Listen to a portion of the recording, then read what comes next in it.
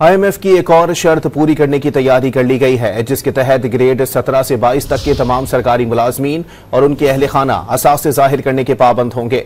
जराये का कहना है कि काबीना ने सिविल सर्वेंट्स एक्ट 1973 में नई दफा A15 शामिल करने की मंजूरी दे दी है, जिसे पार्लियामेंट में मंजूरी के लिए पेश किया जाएगा।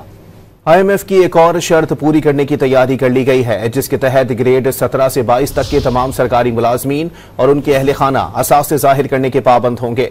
जराये का कहना है कि काबीना ने सिविल सर्वेंट्स एक्ट 1973 में नई दफा A15 शामिल करने की मंजूरी दे दी है, जिसे पार्लियामेंट में मंजूरी के लिए पेश किया जाएगा। IMF की एक और शर्त पूरी करने की तैयारी कर ली गई है, जिसके तहत ग्रेड 17 से 22 तक के तमाम सरकारी मुलाजमीन और उनके अहले खाना असासे जाहिर करने के पाबंद होंगे।